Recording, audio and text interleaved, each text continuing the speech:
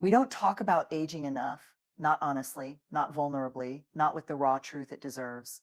Growing old isn't just about gray hairs and slower steps. It's about what we've lost, what we've never dared, and what we still can choose if we're brave enough.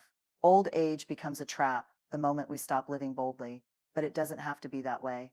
This is about waking up before it's too late, because aging doesn't steal your life, numbing, pretending, and playing small does. Let's talk about what you need to do before time slips through your fingers.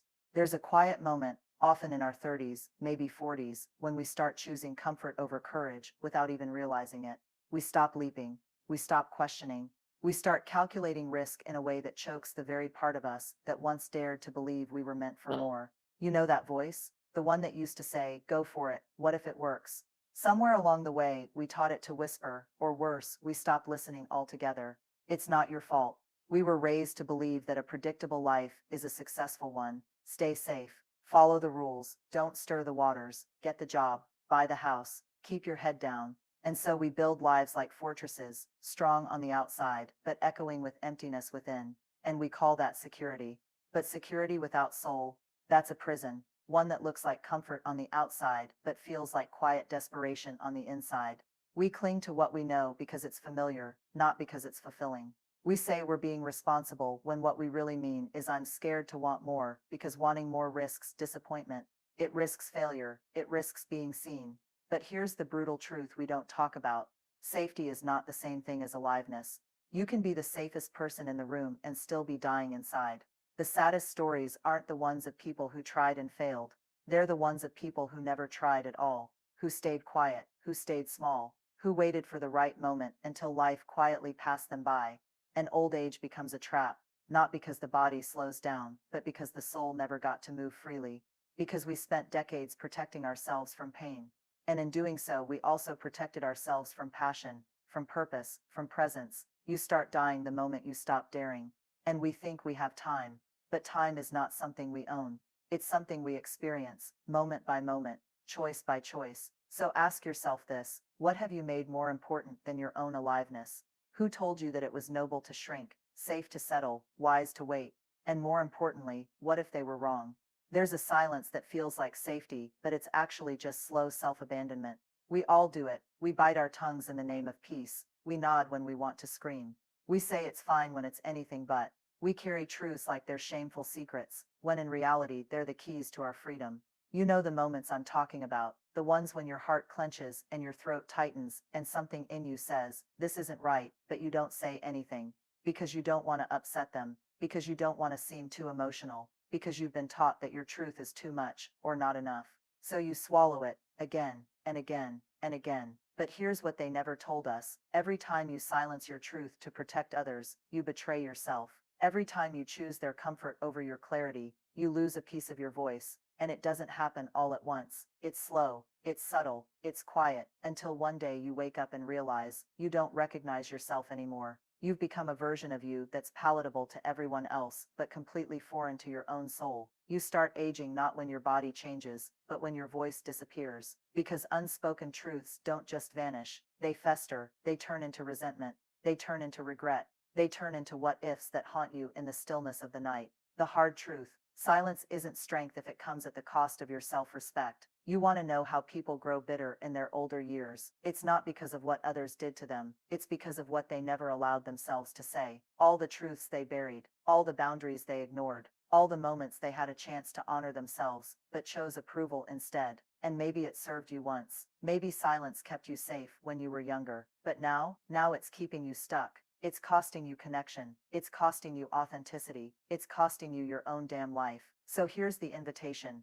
Say the thing. Start with the smallest truth if you have to. Speak, even if your voice shakes. Speak before time takes away the chance. Because every truth you honor is a step back home to yourself. There's a version of you back there, smaller, softer, unsure, maybe scared, maybe angry, maybe numb, maybe just doing their best to survive a life they didn't feel ready for. And instead of offering that version of you grace, you've been offering them judgment. You replay the mistakes, the wrong turns, the missed chances. You criticize the choices they made, the people they trusted, the dreams they abandoned. And you whisper to yourself, why didn't I know better? But here's the truth you need to hear. You didn't know better because you hadn't lived enough yet to know better. And that's not failure. That's called being human. You were never supposed to have it all figured out. You were supposed to try, to stumble, to learn the hard way sometimes, to love people who couldn't love you back, because you needed to understand the shape of your own heart. And yet, we carry shame like it's a permanent scar. We tell ourselves stories like, I should have left sooner, I should have stood up for myself,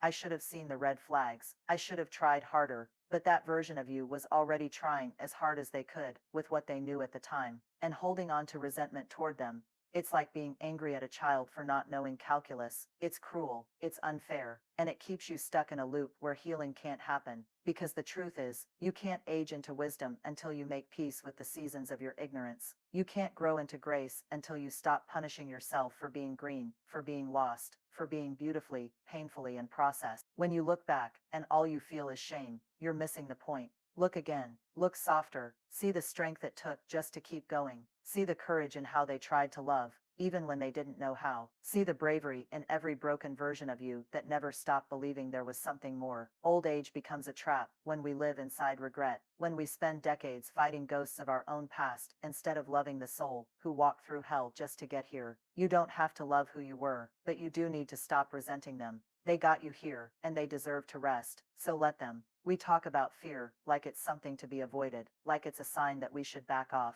But the truth is, fear is often a compass, not a cage. The things that terrify you, they're usually the things that matter most. Telling someone how you really feel, starting over when you're already halfway through life, leaving what's familiar to chase something uncertain, choosing yourself, even when it means losing everything else. These aren't reckless decisions, they're holy moments. Moments when your soul whispers, this is it, this is your edge. And yet, most people run. They choose predictable pain over the possibility of freedom, because predictable pain is safe. It's known. But growth, that's wild, untamed, messy. So they tell themselves stories like, maybe next year, maybe when I have more time, maybe when I'm less scared. But here's the raw truth.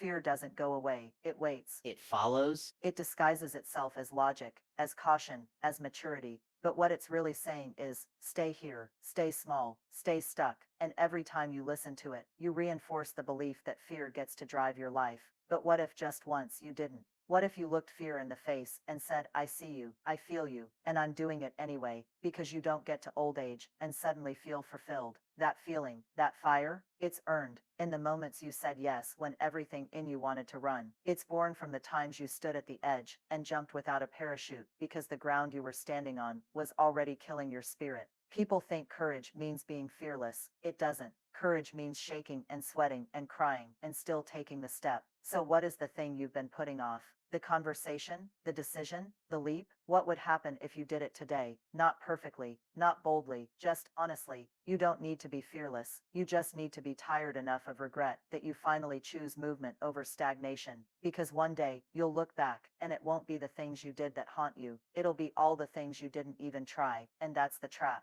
That's how old age quietly suffocates the soul, but not you. Not if you do the thing that terrifies you now. There's a specific kind of loneliness that no one warns you about. It's not the loneliness of being alone. It's the loneliness of being alone. It's the loneliness of being surrounded and still unseen. You can sit across the dinner table, share a home, a bed, a last name, and still feel like a ghost. Like your presence is tolerated, but your essence is invisible. And yet, we stay. We shrink ourselves to keep the peace. We dim our light so others don't feel insecure. We convince ourselves that at least they're still here, that crumbs are better than nothing. But let me ask you, when did your bare minimum become someone else's comfort zone? We hold on to people who don't even hold space for us because we're scared. Scared to be alone, scared to start over, scared that maybe this is the best it gets. So we rationalize the neglect. We call it loyalty. We call it history. We tell ourselves we're being the bigger person, but really, we're just afraid to grieve the life we hoped they'd rise into.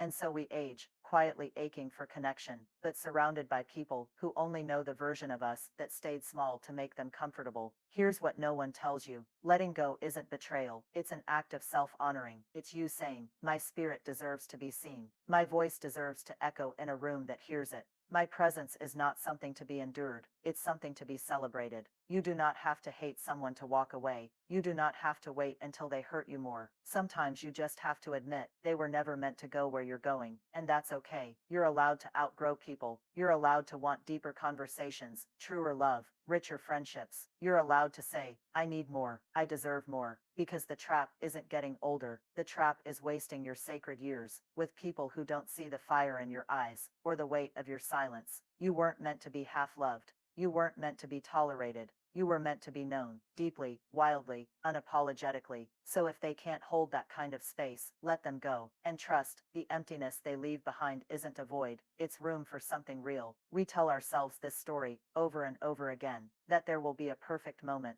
a sign, a window, a clear sky that tells us, okay, now you can begin. So we wait. We wait to feel less tired. We wait to feel more confident. We wait until we have enough money, enough clarity, enough proof that it'll work. And while we wait, life quietly moves on. Days blur, years dissolve, dreams that once felt electric begin to fade, not because they weren't meant for us, but because we waited too long to give them breath. The lie is that readiness is a prerequisite for action, but readiness is actually a result of action. You don't feel ready and then begin. You begin, clumsy, unsure, afraid, and become ready through the doing. But no one teaches us that. They teach us to prepare endlessly, to fix ourselves first, to rehearse the speech 100 times, to write the book only after we've lived the perfect ending, to hold off on love until we've healed every part of our past, and we mistake perfection for permission. But here's what I've learned. Life doesn't wait for you to be ready, it shows up. Raw, unfiltered, it invites you, today, to meet it as you are. And if you keep saying, not yet,